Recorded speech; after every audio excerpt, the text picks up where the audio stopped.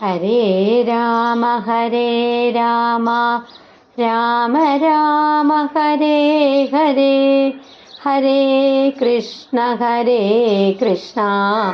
കൃഷ്ണ കൃഷ്ണ ഹരേ ഹരേ.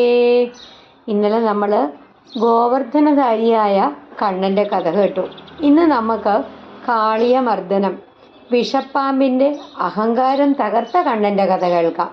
വൃന്ദാവനത്തിൽ കണ്ണനും കൂട്ടുകാരായ ഗോപബാലന്മാരും പശുക്കളുമായി കളിച്ചു നടന്നിരുന്ന കാലം.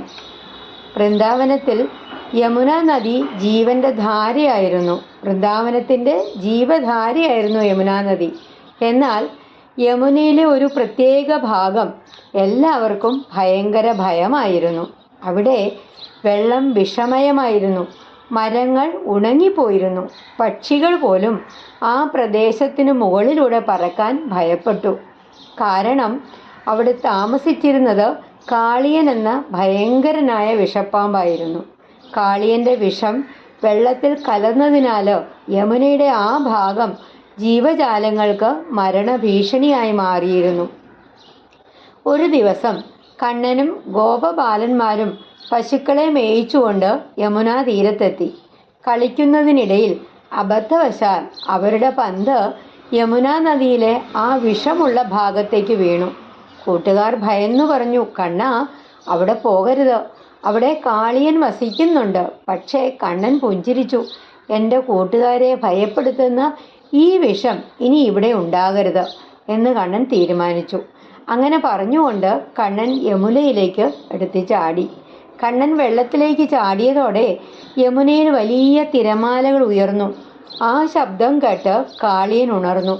അനവധി ഫണങ്ങൾ ഉയർത്തി കാളിയൻ കണ്ണൻ്റെ നേരെ പാഞ്ഞു വന്നു. കണ്ണനെ തൻ്റെ ശരീരത്തിൽ ചുറ്റിപ്പിടിച്ചു. കരയിൽ നിന്നിരുന്ന ബാലന്മാർ ഭയന്നുപോയി. കണ്ണാ കണ്ണാ എന്ന് വിളിച്ച് അവർ നന്ദഗോപൻ്റെയും യശോദാമ്മയുടെയും അടുത്തേക്ക് ഓടി. യശോദാമ്മയും നന്ദഗോപനും വൃന്ദാവനവാസികളും യമുനാ തീരത്തെത്തി.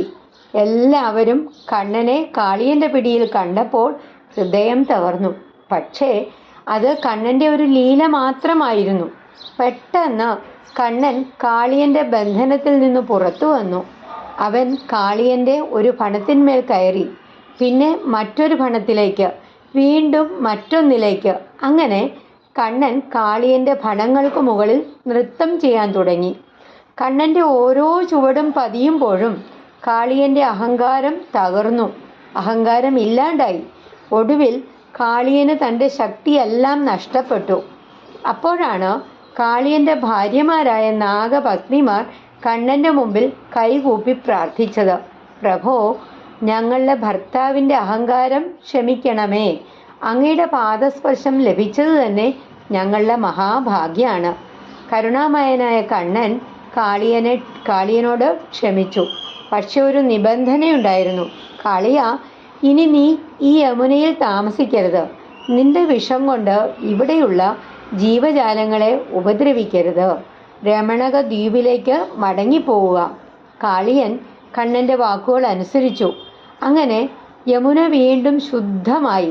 വൃന്ദാവനത്തിൽ സന്തോഷം നിറഞ്ഞു. യശോദാമ്മ ഓടിയെത്തി തൻ്റെ കണ്ണനെ വാരി പുണർന്നു.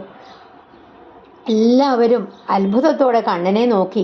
ഒരു ചെറിയ ബാലനായി തോന്നുന്ന കണ്ണൻ തന്നെ ആയിരുന്നു സകല ലോകങ്ങളുടെയും രക്ഷകൻ.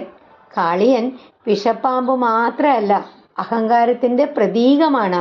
അഹങ്കാരം എത്ര ഫണങ്ങൾ ഉയർത്തിയാലും ദൈവത്തിൻ്റെ പാദസ്പർശത്തിൽ അത് ശമിക്കും.